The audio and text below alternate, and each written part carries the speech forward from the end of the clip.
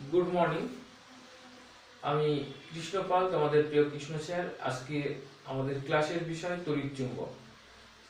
তো তড়িৎ চুম্বকের অ্যাকচুয়ালি তড়িৎ চুম্বকটা কি, যাই হোক আমরা সেটা আলোচনা করব। তার আগে প্রতিদিনের মতো আমি যেটা বলে নিই, তোমরা অবশ্যই খাতা পেন সঙ্গে নিয়ে আমার ক্লাসটা করবে। তাতে কারণ সব কথা তো বোর্ডে লেখা যাবে না, কিছু কথা আমি মুখে বলবো, সেই কথাগুলোকে তোমরা ভিডিওটা পজ করে খাতাতে নোট করে নেবে প্রয়োজনে। তাহলে ক্লাসটা অনেকটা তোমাদের কাছে বোধগম্য হবে। তো চলো আমরা শুরু করছি তড়িৎ চুম্বক। তড়িৎ চুম্বকের অ্যাকচুয়ালি তড়িৎ চুম্বকটা কি, তার আগে আমি চুম্বকের ব্যাপারটা বলি।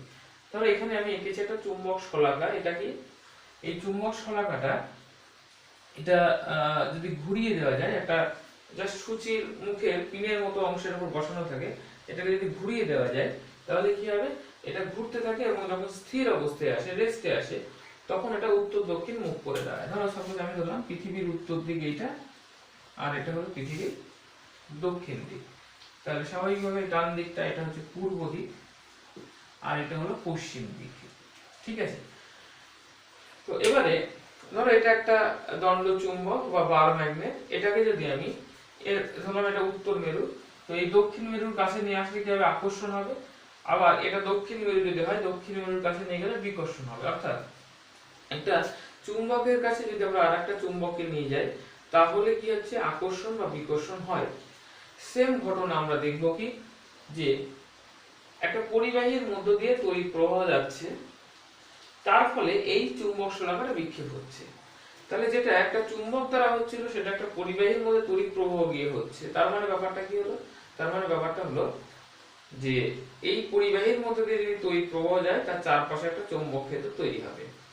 এই এক্সপেরিমেন্টটাই সবার প্রথমে যিনি করেছিলেন তিনি বিজ্ঞানী ওরস্টেড।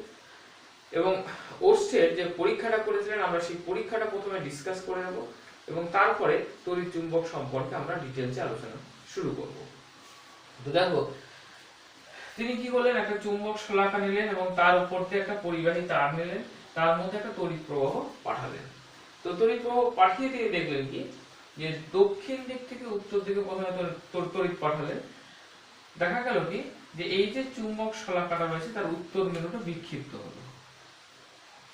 এরপরে তিনি কি করলেন, তড়িৎ প্রবাহের অভিমুখটা উল্টে দিলেন, অর্থাৎ তারটাকে চুম্বক শলাকার উপরেই রাখলেন আর তড়িৎ প্রবাহটা উল্টে দিয়ে উত্তর থেকে দক্ষিণ দিকে করে দিলেন। এরপরে তিনি আবার কি করলেন, এই তারটাকে নিচ দিয়ে পাঠিয়ে দিলেন, তারটাকে নিচ দিয়ে পাঠালেন এবং তড়িৎটা দক্ষিণ দিক থেকে উত্তর দিকে পাঠালেন। দেখলেন যে উপরে যখন দক্ষিণ দিক থেকে উত্তর দিকে যাচ্ছিল, তখন বিক্ষেপ যেদিকে হচ্ছিল, নিচে ওই একই দিকে তড়িৎ প্রবাহ রাখলে বিক্ষেপটা উল্টো দিকে হচ্ছে। একইভাবে উপরে যখন উত্তর থেকে দক্ষিণে তড়িৎ পাঠাচ্ছিলেন, তখন বিক্ষেপটা যেদিকে হচ্ছিল, একই জিনিস যখন তিনি নিচে করলেন, সেই ঘটনাটায় বিক্ষেপটা উল্টে গেল। এবং তিনি আরো আরেকটা জিনিস করলেন, সেটা হচ্ছে যখন তিনি তড়িৎ প্রবাহটা পূর্ব থেকে পশ্চিম দিকে, মানে এইভাবে তারটাকে দেখে তড়িৎ প্রবাহ পাঠালেন পূর্ব থেকে পশ্চিমে আর পশ্চিম থেকে পূর্বে, তিনি লক্ষ্য করলেন যে চৌম্বক শলাকার কোনো বিক্ষেপ হচ্ছে না। তো এখান থেকে তিনি যে সিদ্ধান্তে আসলেন, বা আমরাও এটা বুঝতে পারছি, যে কোনো তড়িৎ কোন একটা পরিবাহী, তার মধ্যে যদি তড়িৎ প্রবাহ যায়, তাহলে তার চারপাশে একটা চৌম্বক ক্ষেত্র তৈরি হয়। এবং এইটাকে, এই চৌম্বক ক্ষেত্র যে তৈরি হলো, তার ফলে চুম্বক শলাকার যে বিক্ষেপটা হচ্ছে, এই বিক্ষেপটা কোন দিকে হবে সেটা মনে রাখার জন্য বিজ্ঞানী অ্যাম্পিয়ার একটা সূত্র তৈরি করলেন, যে সূত্রটাকে আমরা বলছি অ্যাম্পিয়ারের সন্তরণ সূত্র। তো আমরা এবার দেখে নিই অ্যাম্পিয়ারের সন্তরণ সূত্রটা কি। অ্যাম্পিয়ারের সন্তরণ সূত্র,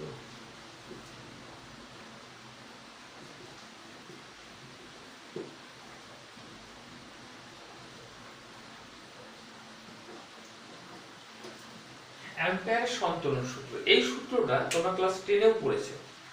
তো এখানেও আমরা এই সূত্রটা দেখব এবং সূত্রটা ভালো করে বোঝার চেষ্টা করব। অ্যাম্পিয়ার কি বলেন, যে কোনো ব্যক্তি যদি চুম্বক শলাকার দিকে মুখ রেখে, ধরো আমি সেই ব্যক্তি, চুম্বক শলাকা এটা, এর দিকে আমার মুখটা আমার এই দিকে থাকবে, চুম্বক শলাকার দিকে মুখ রেখে যদি সাঁতার কাটে, কোন দিকে সাঁতার কাটবে? যেদিকে তড়িৎ প্রবাহ হবে সেই দিকে। তাহলে তড়িৎ প্রবাহের অভিমুখে যদি সাঁতার কাটে, তাহলে ওই ব্যক্তির বাঁ হাতটা যেদিকে থাকবে, দেখো আমার বাঁ হাতটা কোন দিকে আছে?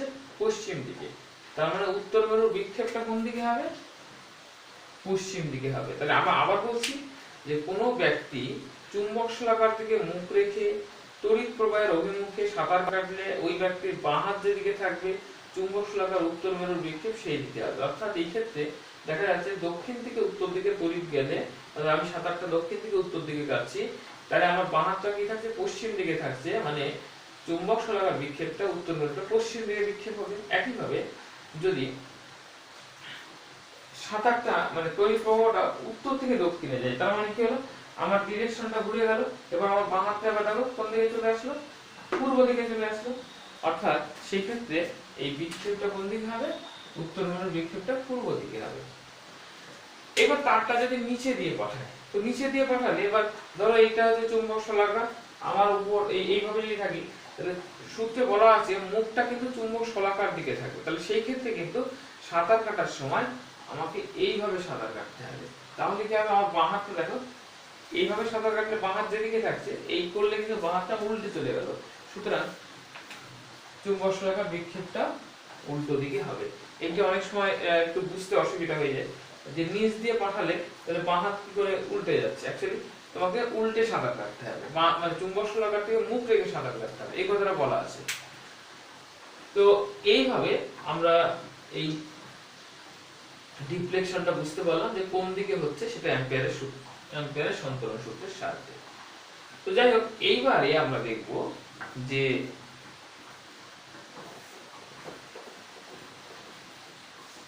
কোন পরিবাহীর মধ্যে যখন তড়িৎ প্রবাহ হচ্ছে, ধরো একটা পরিবাহী, এর মধ্যে তড়িৎ প্রবাহ হচ্ছে, তো এর মধ্যে যখন তড়িৎ প্রবাহ হচ্ছে, তো এর চারপাশে কি হচ্ছে? একটা চৌম্বক ক্ষেত্র তৈরি হবে চারপাশে জুড়ে। তো এই চৌম্বক ক্ষেত্রের ভ্যালুটা কত হবে, মানটা কত হবে? মানে এখান থেকে কোনো একটা পয়েন্ট নিলাম, সেখানে চৌম্বক ক্ষেত্রের মানটা কত হবে, সেটা যেমন আমরা বের করব, তার সঙ্গে আমাদের আরেকটা গুরুত্বপূর্ণ বিষয় থাকবে এখানে, সেটা হচ্ছে ডিরেকশনটা বের করা। কারণ ডিরেকশনটা যদি ঠিকঠাক না বুঝতে পারো, তাহলে কিন্তু যে নিউমেরিক্যাল প্রবলেমগুলো করবে, সেই ক্ষেত্রে একটা প্রবলেম করতে গিয়ে একটা সমস্যা, ভীষণ সমস্যা আসবে। এই ডিরেকশনটা জানতে হবে। তো ডিরেকশনটা কি? আগে ডিরেকশনটা জেনে। ডিরেকশনটা জানার দুটো নিয়ম আছে। একটা হচ্ছে, ধরো এটা একটা পরিবাহী, এই পরিবাহীর মধ্যে নিচ থেকে উপর দিকে তড়িৎ প্রবাহ যাচ্ছে। ওকে, আবার বলছি, নিচ থেকে উপর দিকে তড়িৎ প্রবাহ যাচ্ছে। তাহলে এর চারপাশে চৌম্বক ক্ষেত্র তৈরি হয়েছে। এই চৌম্বক ক্ষেত্রের অভিমুখটা কি করে বুঝবো আমরা? দুটো নিয়ম আছে। একটা হচ্ছে ডান হাতের মুষ্টি নিয়ম। তোমার ডান হাতটাকে মুষ্টি করো, করে যেদিকে তড়িৎ প্রবাহ যাচ্ছে সেদিকে বুড়ো আঙুলটাকে রাখো। ওকে, এবার দেখো বাকি আঙুলগুলো যেদিকে ঘুরছে, এই যে বাকি আঙুলগুলো যেদিকে ঘুরছে, চৌম্বক ক্ষেত্রের অভিমুখ হবে সেই দিকে, এইভাবে। ঠিক আছে? একইভাবে তুমি তড়িৎ প্রবাহ যদি উল্টে দাও, মানে এইটা হয়, মানে উপর থেকে নিচে নামে, তাহলে দেখো এই আঙুলগুলো, বাকি আঙুলগুলো কি হচ্ছে? উল্টো দিকে ঘুরছে। বোঝা গেল? আরেকটা নিয়ম আছে, সেটা হচ্ছে ডান পাকে স্ক্রু নিয়ম। একটা স্ক্রু সবাই দেখেছি আমরা। তো স্ক্রুকে কি করি আমরা? যখন একটা স্ক্রুকে ঘোরাই, এভাবে ঘোরাই, তো স্ক্রুটা কি হয়? সামনের দিকে অগ্রসর হয়। তাহলে স্ক্রুর যে অগ্রভাগ, সেটা যদি তড়িৎ প্রবাহের অভিমুখ নির্দেশ করে, ভালো করে বুঝো, স্ক্রুর যে অগ্রভাগ সেটা যদি তড়িৎ প্রবাহের অভিমুখ নির্দেশ করে, তাহলে স্ক্রুটা যে পাকে ঘুরছে, দেখো যে পাকে ঘুরছে, এই পাকে ঘুরছে, তাহলে চৌম্বক ক্ষেত্রটা এই পাকে হবে। ভালো করে দেখো, আমি আরেকবার কাছে নিয়ে দেখাই। এই স্ক্রুটা দেখো, স্ক্রুটা তোমাদের দিকে যাচ্ছে, আর এইটা ঘুরছে কোন দিকে? দেখো ডান পাকে এদিকে ঘুরছে, মানে এই পাকে ঘুরছে। একইভাবে আমি যদি এইটা করি, অর্থাৎ স্ক্রুটা এবার এইদিকে যাচ্ছে, তাহলে দেখো ঘূর্ণনটা এবার এই দিকে হলো, আগে এই দিকে ছিল, এখন এই দিকে হলো। তো এইভাবে আমরা কিন্তু অভিমুখটা জানতে পারি। এইবার অভিমুখটা তো এইভাবে ঘুরছে, তো ধরো আমি এই দেখাচ্ছি এখানে, এই যে, তার মানে এই পাকে ঘুরছে, এইটা হচ্ছে এই পাকেও বড় রেখাগুলো থাকবে। এবার কোনো একটা পয়েন্টে, সাপোজ ধরো এখান থেকে এই পয়েন্টে বলা হলো অভিমুখ কত, তখন কি করা হবে? এইখানে একটা স্পর্শক টানা হবে, এখানে একটা স্পর্শক টানা হবে এবং এই স্পর্শকের যে অভিমুখ হবে সেটাই হবে ওই পয়েন্টে ম্যাগনেটিক ফিল্ডের অভিমুখ। মনে করো এখানে বলা হলো যে এখানে চৌম্বক ক্ষেত্র কত, তাহলে কি হবে এখানে একটা স্পর্শক টানো। এবার যেহেতু এটা এই পাকে ঘুরছে এইদিকে ঘুরছে, সুতরাং স্পর্শকের এই দিক বরাবর হবে ম্যাগনেটিক ফিল্ডের অভিমুখ, এই দিকে নয়। কিন্তু যদি এই পাকে ঘুরতো তখন এই দিকে ঘুরতো। সাপোজ ধরো এখানে বলা হলো কত, তো সেই ক্ষেত্রে স্পর্শক টানলে এবং এইটা হবে ডিরেকশন। তো আশা করি ডিরেকশনটা ক্লিয়ার হয়েছে, কারণ ডিরেকশনটা যদি ক্লিয়ার না হয় তাহলে কিন্তু তোমাদের অঙ্ক করার সময় কিন্তু সমস্যা হবে। একটু ভালো করে বাড়িতে নিজে পেনটা নিয়ে এভাবে চেষ্টা করে দেখবে, তাহলে ক্লিয়ার হয়ে যাবে। তো দুটো নিয়ম বলেছি, একটা হচ্ছে ডান হাতের মুষ্টি নিয়ম আর একটা হলো ডান পাকে স্ক্রু নিয়ম। তো এইবারে আমরা যেটা করব যে একটা পরিবাহী, মনে করো এই পরিবাহীর মধ্যে তড়িৎ প্রবাহ যাচ্ছে, যেমন একটা পরিবাহী, একটা আরবিট্রারি পরিবাহী নিয়েছি আমি কন্ডাক্টর, এর মধ্যে তড়িৎ প্রবাহ যাচ্ছে। তো এবার এর জন্য আমি বললাম এখানে আর দূরত্বে একটা পি পয়েন্ট নেওয়া হয়েছে, এই পি পয়েন্টে ম্যাগনেটিক ফিল্ড কত হবে এইটা জানার জন্য আমরা যে সূত্রটা পড়ব তার নাম হলো বায়ো-সাভার্ট ল। বায়ো-সাভার্ট সূত্র, বায়ো-সাভার্টের সূত্র। এই সূত্রটা কি? আচ্ছা, আমি এখানে কি করলাম, এই পরিবাহীটা যে কোনো পরিবাহী নিয়েছি, তো এখানে একটা ছোট্ট অংশ আমি নিয়েছি ডিএল, একটা ছোট্ট অংশ নিয়েছি। এই ডিএল থেকে আর দূরত্বে একটা পি পয়েন্ট নিয়েছি। এই ডিএল এবং আর এর মধ্যে একটা অ্যাঙ্গেল আছে, যে অ্যাঙ্গেলটাকে আমরা বলছি থিটা। ঠিক আছে? আচ্ছা, তাহলে এই ডিএল অংশের জন্য পি বিন্দুতে ম্যাগনেটিক ফিল্ড যদি ডিবি হয়, তাহলে বায়ো-সাভার্ট সূত্র অনুসারে DB is proportional to I, অর্থাৎ এই যে তড়িৎ প্রবাহ তার সঙ্গে সমানুপাতিক। নেক্সট আসছে DB is proportional to DL, এই যে ক্ষুদ্র দৈর্ঘ্যটা রয়েছে দৈর্ঘ্যের উপরও কিন্তু নির্ভর করছে এবং দৈর্ঘ্যের সঙ্গে সমানুপাতিক।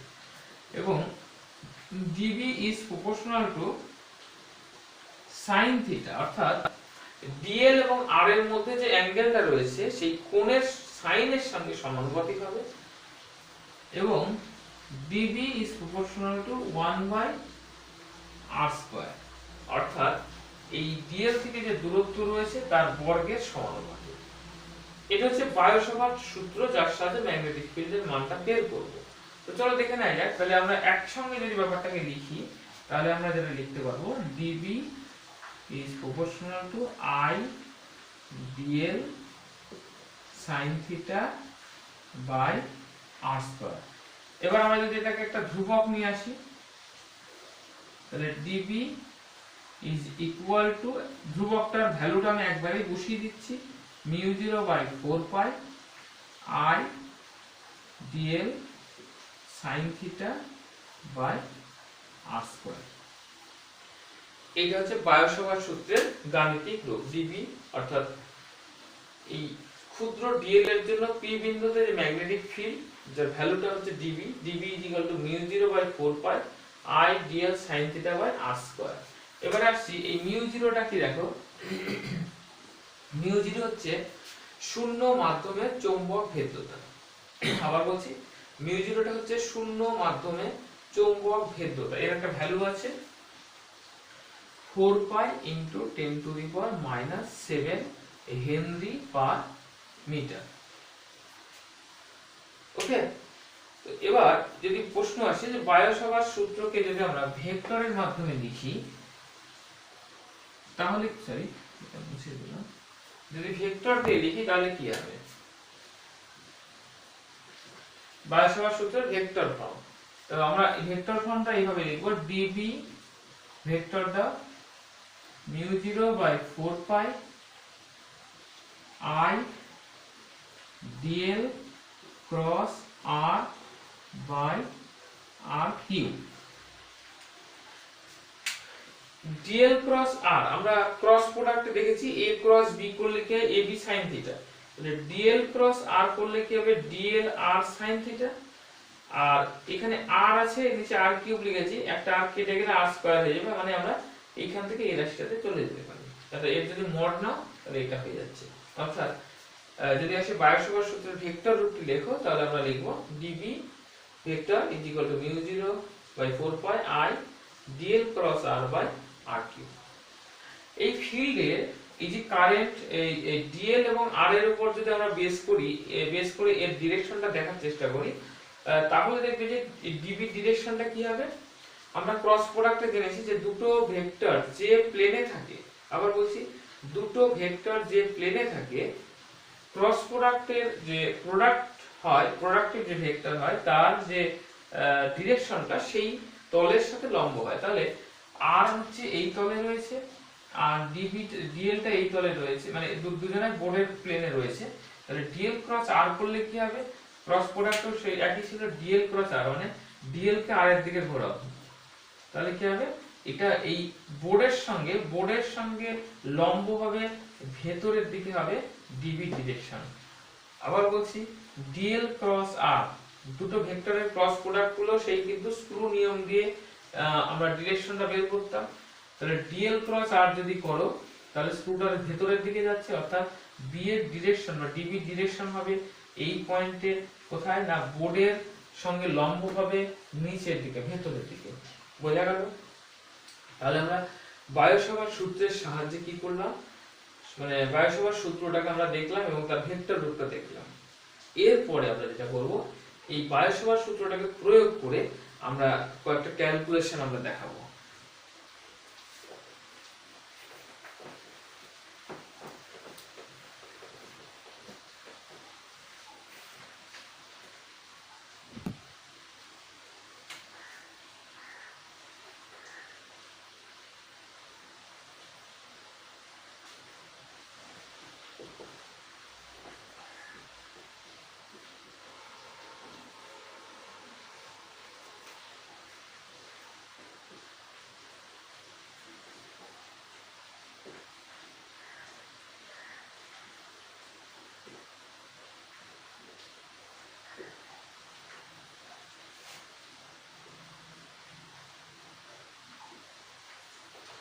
Magnetic field due to a straight current carrying conductor, অর্থাৎ একটা রিজু মানে সোজা পরিবাহীর মধ্যে তড়িৎ প্রবাহ গেলে ম্যাগনেটিক, সেখান থেকে একটা নির্দিষ্ট দূরত্বে ম্যাগনেটিক ফিল্ড কত হবে সেটা আমরা বের করব এই বায়ো সভার সূত্রের সাহায্যে। তো ক্যালকুলেশনটা খুব ভালো করে খেয়াল করো, আর ক্যালকুলেশন করার সময় আমি ক্যালকুলেশনটা দেখাবো, বাকি কথাগুলো মুখে আমি বলবো, তোমরা খাতাতে নোট করে নেবে।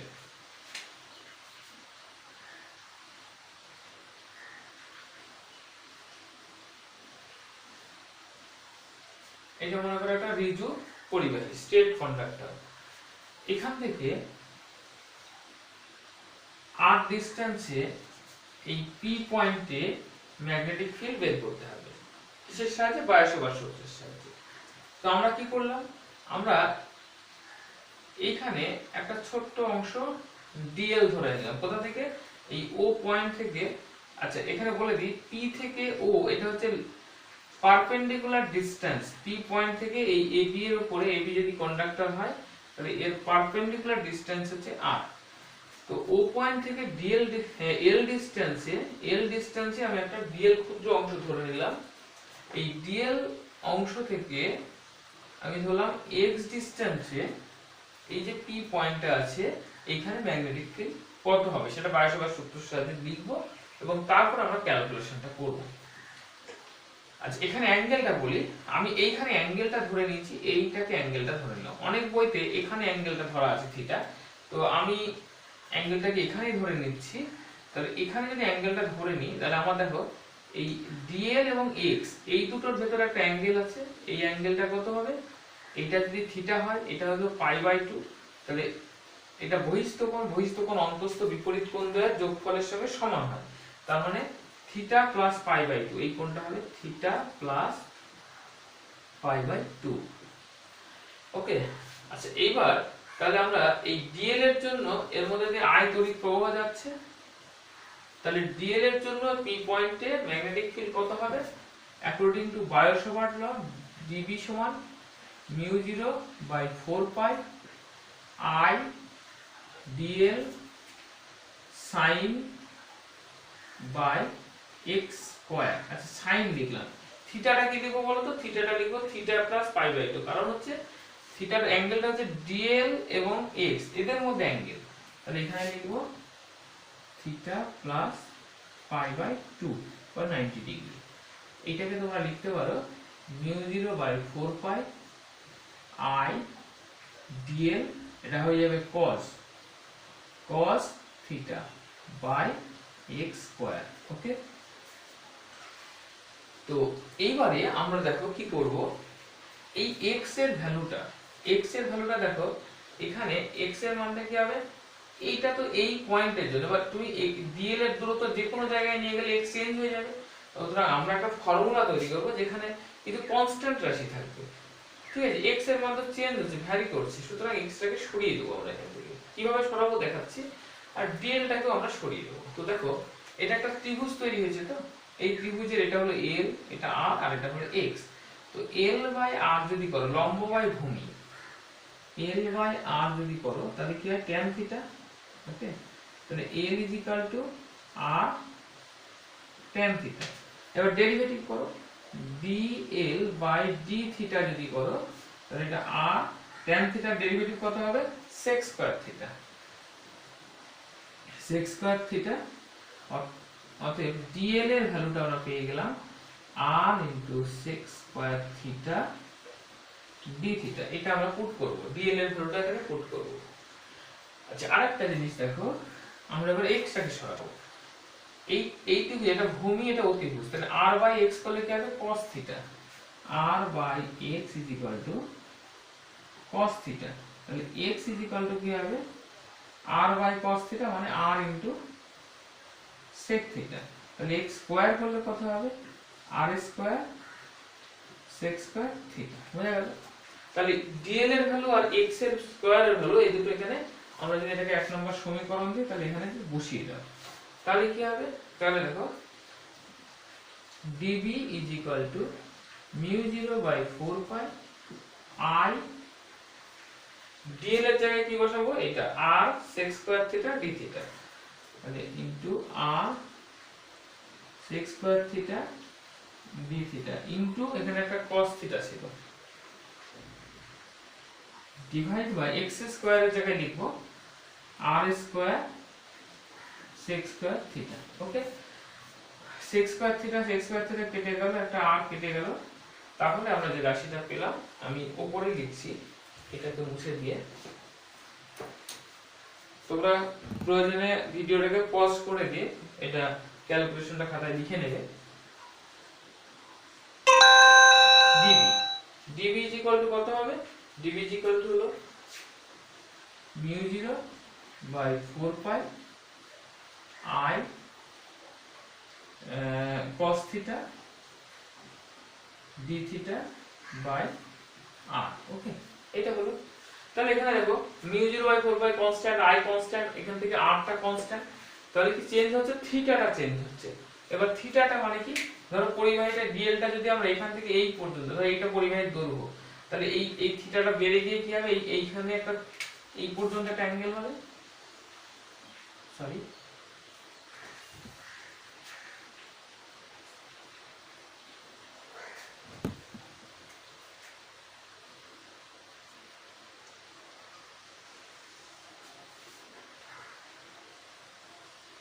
আচ্ছা, তাহলে থিটার ভ্যালুটা চেঞ্জ হয়ে এইখানে একটা থিটা হবে, এইখানে আর এইখানে থিটা হবে, তার মানে এইটাকে আমি লিখলাম থিটা 1, আর এটা নিচের দিকে বলে এটা লিখলাম মাইনাস থিটা 2। ওকে, তাহলে থিটা চেঞ্জ হবে থিটা 1 থেকে মাইনাস থিটা 2। তো আমরা যদি এবার ইন্টিগ্রেশন করি, যে টোটাল যে ম্যাগনেটিক ফিল্ড AB দৈর্ঘ্যের জন্য টোটাল ম্যাগনেটিক ফিল্ড এখানে যদি B হয়, তাহলে B সমান হবে integration dB is equal to, constant গুলোকে বাইরে নিলাম, 4 pi r integration cos theta d theta, এটা হচ্ছে মাইনাস থিটা 2 থিটা 1। ঠিক আছে, আমি এই নিচের পার্টটাকে একটু মুছে দিচ্ছি।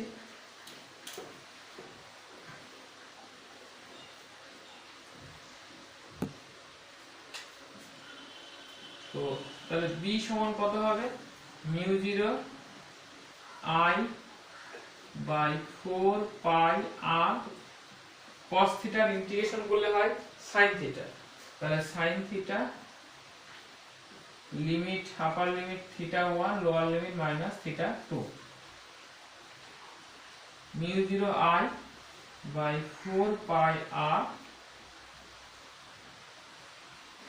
এবার এটা হবে sin theta 1 minus upper limit minus lower limit minus sin theta 2, এবার মাইনাস থিটা 2।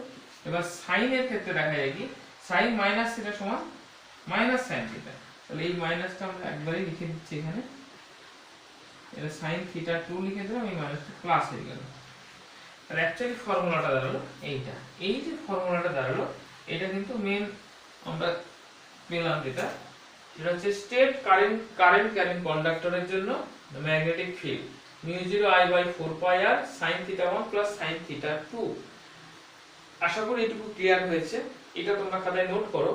এবার আমরা স্পেশাল কেস দেখব, এটা তো একটা নির্দিষ্ট পরিবাহীর ক্ষেত্রে দেখলাম, এটাকে আমরা স্পেশাল কেস দেখছি। প্রথমে আসছি, আমি উপর থেকে মুছে দিই। মনে করো এই পরিবাহীটা ইনফাইনাইটলি লং অর্থাৎ অসীম দৈর্ঘ্যের পরিবাহী। পরিবাহীটা কি হলো, অসীম দৈর্ঘ্যের পরিবাহী, মানে এই দিকেও ইনফাইনাইট ভাবে বর্ধিত করা হবে, এটা আর হবে।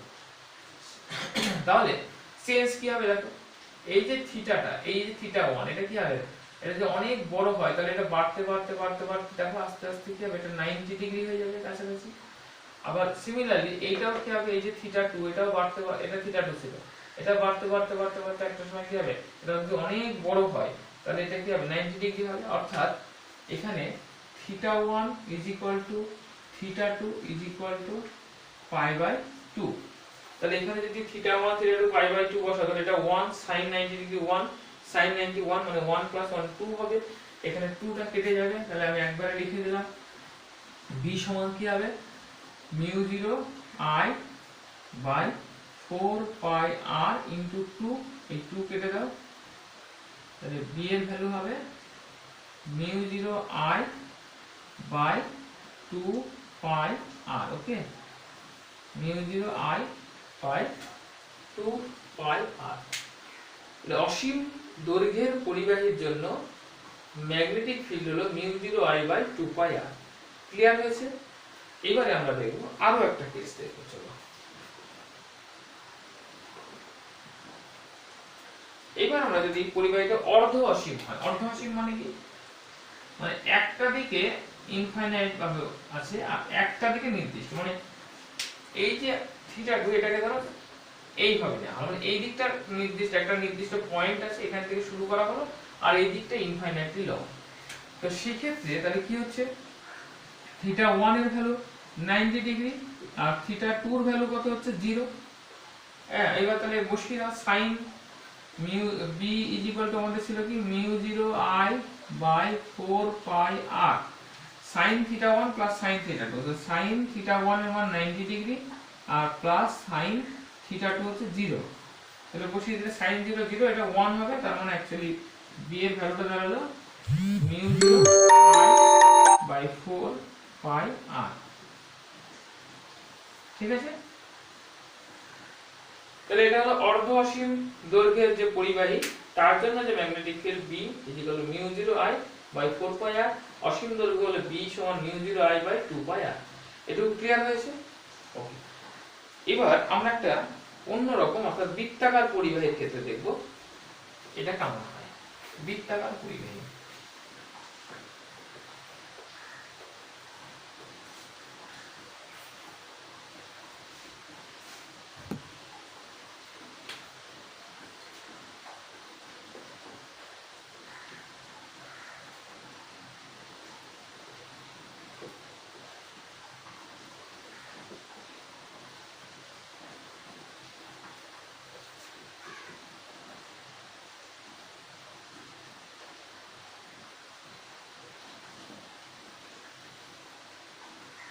বৃত্তাকার পরিবাহী বা সার্কুলার কন্ডাক্টর। ধরো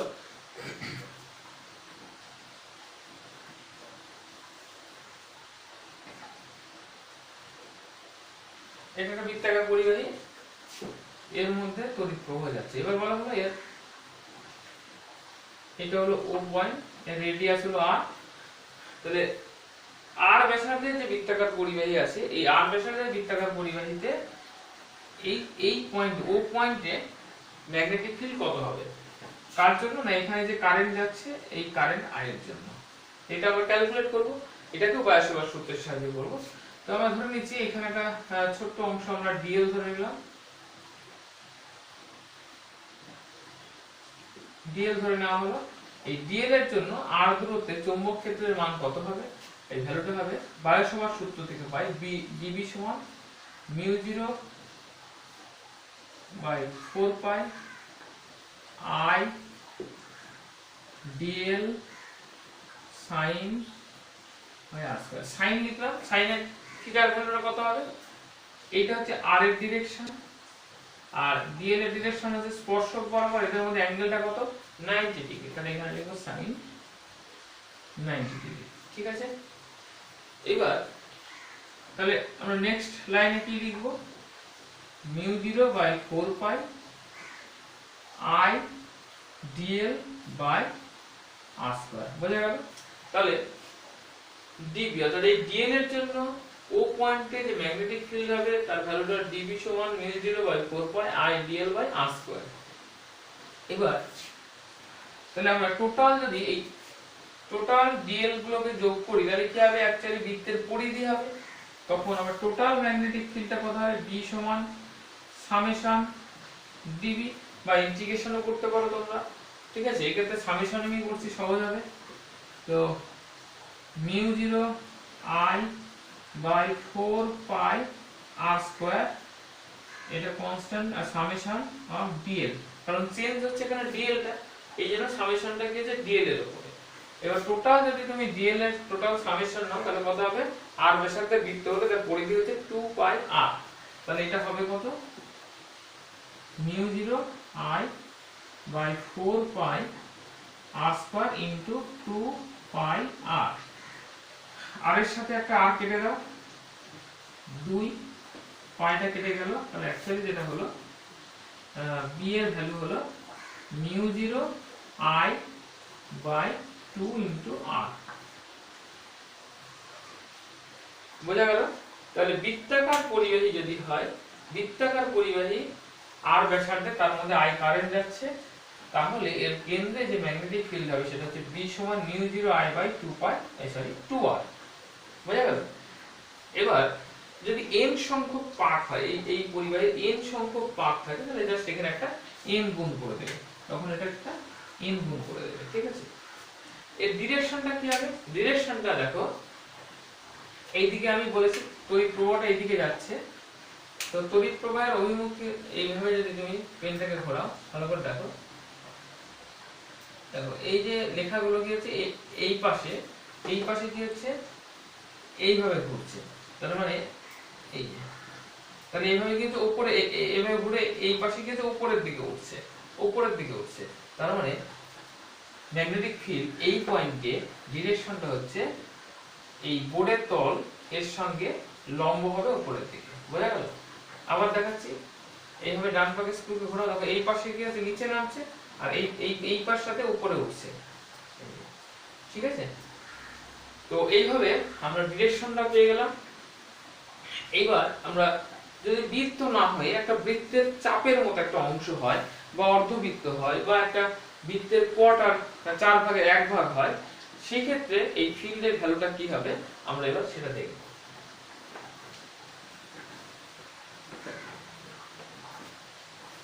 তো ফার্স্ট টাইম আমি দেখছি যে যদি এরকম একটা বৃত্তের চাপ হয়,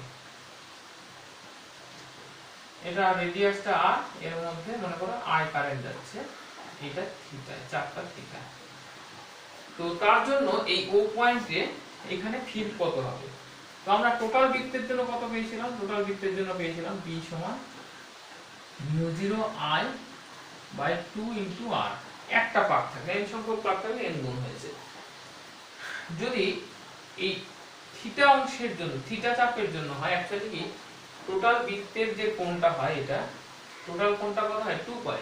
তো 2 পাই এর জন্য যদি আমি এইভাবে দেখি 2 পাই অ্যাঙ্গেলের জন্য হচ্ছে b, আর 1 এর জন্য কত হবে b বাই 2 পাই, থিটার জন্য কত হবে b by 2 pi into theta. Actually এইটাই আমরা লিখব, এই থিটা অ্যাঙ্গেলের জন্য যেটা হচ্ছে এটা হচ্ছে b by 2 pi into theta, মানে আমি এটাকে লিখতে চাইছি এইভাবে b into theta by 2 pi. Okay, b into theta by 2 pi. তাহলে b এর ভ্যালু টোটাল বৃত্তের জন্য কত মিউ 0 i বাই 2r। তাহলে তুমি থিটা অ্যাঙ্গেলের জন্য লিখতে পারো mu 0 i by 2 into r, আর এখানে লিখবো থিটা বাই 2 পাই। তাহলে এই ফর্মুলাটা তুমি মনে রাখবে যে থিটা চাপের জন্য, এই যে চাপ থিটা চাপের জন্য যেটা আমরা পেয়েছি এটা হচ্ছে মিউ 0 i বাই 2r আর থিটা বাই 2 পাই। ঠিক আছে, থিটা বাই 2 পাই। এবারে থিটার ভ্যালুটা বিভিন্ন ক্ষেত্রে বিভিন্ন হতে পারে। ধরো সেমি সার্কেল হলো, অর্ধবৃত্ত হলো, অর্ধবৃত্তের ক্ষেত্রে কি হবে, এই ক্ষেত্রে থিটার ভ্যালুটা কত 180 ডিগ্রি, মানে হচ্ছে অ্যাকচুয়ালি পাই। তাহলে এখানে যদি পাই বসিয়ে দাও তাহলে কি হবে সেমি সার্কেলের ক্ষেত্রে, অর্ধবৃত্তের ক্ষেত্রে সেমি সার্কেল এটা হচ্ছে মিউ 0 i বাই 2r তো আসি, এখানে থিটার জায়গায় পাই বসিয়ে দাও, তাহলে পাই কেটে গেল, তার মানে একটা হাফ, মানে half into mu 0 i by 2r। এটাকে মিউ 0 i বাই 4r ও লিখতে পারো, কোনো প্রবলেম নেই। সিমিলারলি একই ভাবে যদি ধরো এই চাপটা এরকম হলো, এইটা হলো, তাহলে এই অ্যাঙ্গেলটা কত পাই বাই 2, তাহলে এখানে থিটার জায়গায় কি বসাবে পাই বাই 2 বসাবে, তাহলে এটা কি হবে 4 হয়ে যাবে। তখন কিন্তু b, ধরো এটা b ড্যাশ লিখলাম, এটা হবে মিউ 0 i বাই 2r, এটা তো আছে তার সঙ্গে 1 বাই 4 গুণ হয়ে যাবে। এইভাবে প্রবলেম, বিভিন্ন রকমের প্রবলেম থাকবে, সেগুলো করার জন্য তোমাকে কিন্তু এই কনসেপ্টগুলো ক্লিয়ার রাখতে হবে। কনসেপ্ট যে কোনো থিওরি যখন পড়বে, টোটাল কনসেপ্টটা যদি তুমি ক্লিয়ার করতে পারো তাহলে কিন্তু তোমার কোনো জিনিসই আর আটকাবে না। এবার আমি এই যে ফর্মুলা এতক্ষণ ধরে করলাম, আমি একটা দুটো প্রবলেম সলভ করে দিই, তাহলে তোমাদের আরো একটু ক্লিয়ার হয়ে যাবে ব্যাপারটা।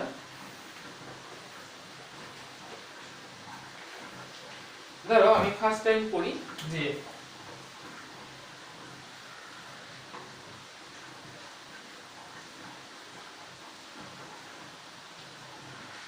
এটা মনে করো একটা পরিবাহী স্কয়ার ফর্মে আছে, এর মধ্যে তড়িৎ প্রবাহ যাচ্ছে, এর মধ্যে তড়িৎ প্রবাহ যাচ্ছে। আমি ধরলাম এটা এ বি সি ডি নাম দিলাম, এ বি সি ডি নাম দিলাম। তো এই পরিবাহীর মধ্যে তড়িৎ প্রবাহ যাচ্ছে। এবার বলা হলো যে এদের দুটো ডায়াগোনাল, এই যে পয়েন্টটা রয়েছে এইখানে ম্যাগনেটিক ফিল্ড, অর্থাৎ ও পয়েন্টে ম্যাগনেটিক ফিল্ডটা কত হবে। তাহলে আমরা কি করব, আমরা স্ট্রেট কারেন্ট ক্যারিং কন্ডাক্টরে যে ফর্মুলাটা আমরা দেখেছিলাম b সমান mu 0 i by 4 pi r into sin theta 1 plus sin theta 2, সেই ফর্মুলাটা ইউজ করব। তো দেখো আমরা এখানে চারটে পরিবাহী আছে, একটা ab, একটা bc, একটা cd, একটা d। তো প্রথমে আমরা ab এর জন্য বের করে নিই।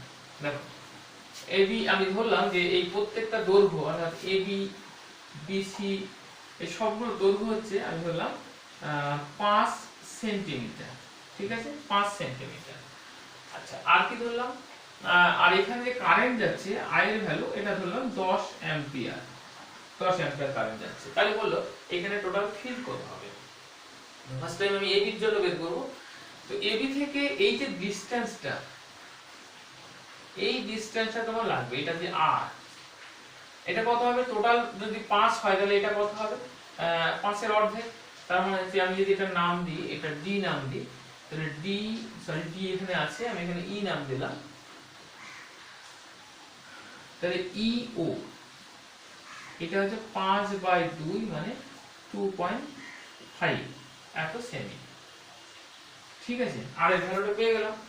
আর এবার কি দরকার থিটা 1 আর থিটা 2, কারণ কি আমরা যখন ক্যালকুলেশনটা করেছিলাম ভালো করে লক্ষ্য করো, এখানে θ1 ছিল, এখানে θ2 ছিল, তাহলে সেই হিসাবে এইটা হচ্ছে θ1 আর এটা হচ্ছে θ2, তাহলে এটা θ1 কত হবে, এটা 45 ডিগ্রি হবে, এটাও 45 ডিগ্রি হবে। কারণ হচ্ছে এখান থেকে এটা 90 ডিগ্রি হচ্ছে এই অ্যাঙ্গেলটা, আর এটা যেহেতু বর্গক্ষেত্র সুতরাং এই বাহুটাও সমান হবে, এবং এটা যদি আড়াই হয় 2.5 হয়, এটাও 2.5 হবে, তাহলে এই বাহু দুটো যদি সমান হয় তাহলে এই দুটো অ্যাঙ্গেল সমান হবে, অর্থাৎ এটা 45 সেটাও 45, সুতরাং অ্যাঙ্গেল θ1 θ2 45 পেয়ে গেলাম। তাহলে AB এর জন্য যে ফিল্ড হবে, এবার যদি আমরা ফর্মুলাতে বসাই, B formula μ0I 4 pi r sin θ1 plus sin θ2, ভ্যালুগুলো বসিয়ে দাও। μ0 মানে 4 পাই into 10 to the power -7, I এর ভ্যালু 10 অ্যাম্পিয়ার, 4 পাই ইনটু r এর ভ্যালু কত, r এর ভ্যালু হচ্ছে 2.5 সেমি, সেমিটাকে তোমাকে মিটারে কনভার্ট করতে হবে SI এককে। আচ্ছা sin θ1 মানে কত, sin 45 ডিগ্রি ভ্যালু হচ্ছে 1/√2 প্লাস 1/√2, আমি একবারই বসিয়ে দিলাম।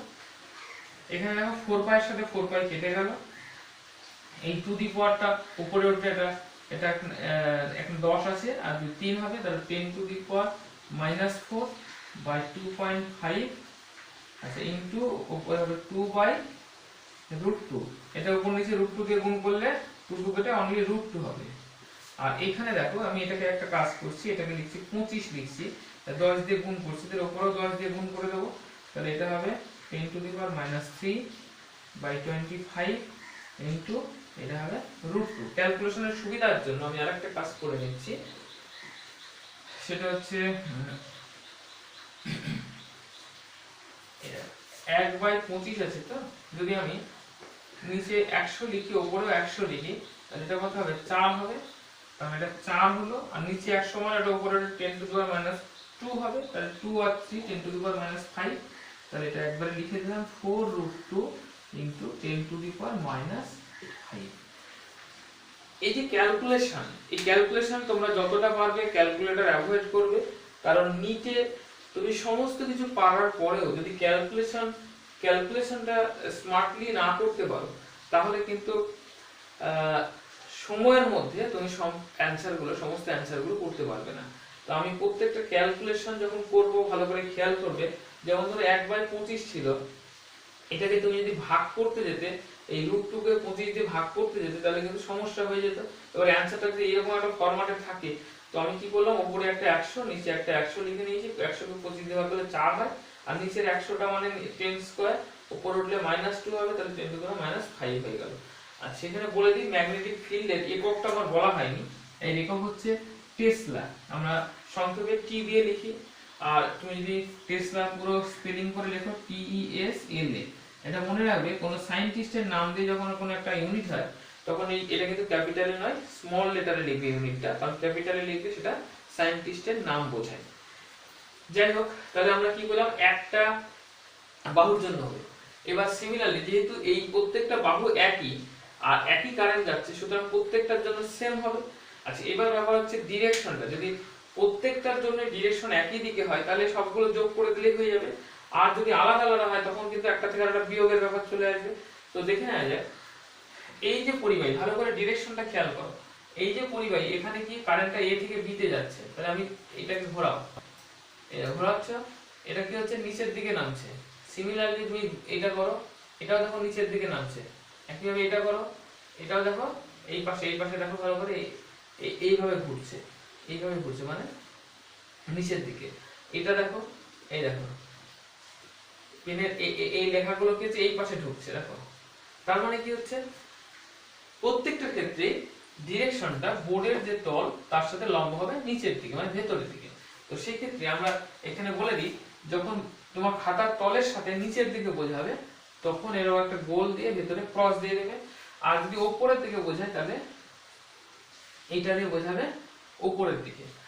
আচ্ছা যাই হোক, সবগুলো যেহেতু নিচের দিকে তাহলে কি হবে, চারটের জন্য সেম আছে, তাহলে জাস্ট 4 দিয়ে গুণ করে দাও, তাহলে টোটাল ফিল্ড কত হবে, 4 * 4√2 * 10⁻⁵ টেসলা। ঠিক আছে, 4 4 16 √2 ইনটু 10⁻⁵ টেসলা। এবার ডিরেকশনটা কোন দিকে হবে? ডিরেকশনটা হবে নিচের দিকে। এটা দিয়ে তুমি লিখেও দিতে পারো বা এরকম চিহ্ন দিয়ে লিখলেও বুঝে যাবে ডিরেকশনটা নিচের দিকে হচ্ছে। আশা করি এই প্রবলেমটা ক্লিয়ার হয়েছে। তোমাদের আমি একটা হোম টাস্ক দিয়ে রাখছি, এটা বাড়িতে ক্যালকুলেশন করবে।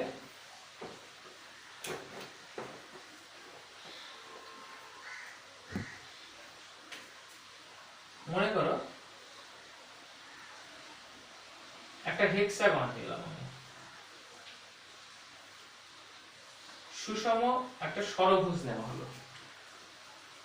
এই ক্ষেত্রে এই প্রত্যেকটা বাহুর দৈর্ঘ্য, অর্থাৎ আমি যদি এর নাম দিয়ে দিই A B C D E F, প্রত্যেকটা বাহুর দৈর্ঘ্য হচ্ছে, আমি এক্স ধরলাম, এক্স এর ভ্যালু আমি ধরলাম 10√3 এত সেমি।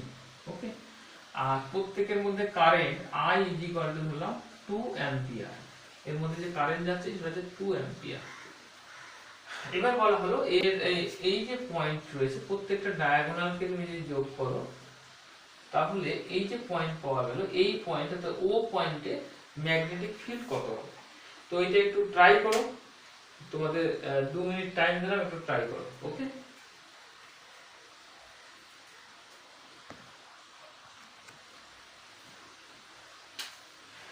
এখানে যেটা দরকার তোমাদের সেটা হচ্ছে এই দুটো অ্যাঙ্গেল বলে দিই, এটা দরকার, এটা 30 ডিগ্রি, এটা একটা সুষম একটা মানে সমবাহু ত্রিভুজ হবে। এই প্রত্যেকটা অ্যাঙ্গেল 60 ডিগ্রি করে হবে, তাহলে এইটা 30 হবে, এটা 30 হবে, অর্থাৎ θ1 আর θ2 এর ভ্যালু হবে θ1 θ2 30 ডিগ্রি। এই ভ্যালুটা বসাবে। আর এই যে ডিসটেন্স r, এই r এর ভ্যালুটা কত হবে? আমরা জানি সমবাহু ত্রিভুজের এটা উচ্চতা, তাহলে উচ্চতা কি হবে? √3/2 ইনটু বাহু কত? 10√3 সেমি। তার মানে হচ্ছে এটা 5 আর এটা √3 মানে 15। তাহলে r এর ভ্যালু 15, θ1 θ2 জেনে গেলে, সুতরাং এবার তোমরা এখান থেকে এই একটার জন্য বের করতেই পারবে। তারপরে প্রত্যেকটার জন্য কি হবে সেটা ডিরেকশনটা দেখে নেবে। যদি একই দিকে হয় তাহলে যোগ করে দেবে, বা 6টা থাকলে 6 দিয়ে গুণ করে দিলেই হয়ে যাবে।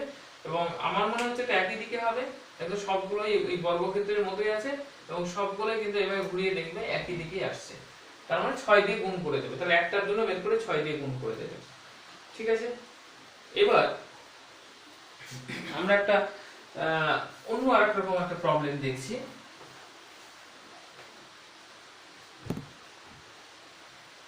মনে করো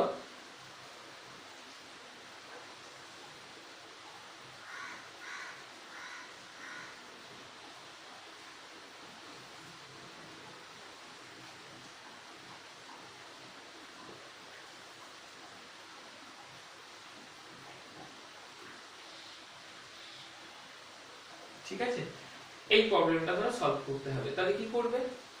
ধরো এটা নাম দিলাম এ বি সি ডি ই। আচ্ছা, বলে দিই এইটা হচ্ছে ইনফাইনাইট ভাবে এদিকে চলেছে। ঠিক আছে, তো সেই ক্ষেত্রে এইটার এই ডিসটেন্সটা আমি r ধরলাম, এটা ধরো আমি ধরলাম 10 সেন্টিমিটার, আর এর মধ্যে কারেন্ট I এর ভ্যালুটা হচ্ছে 2 অ্যাম্পিয়ার।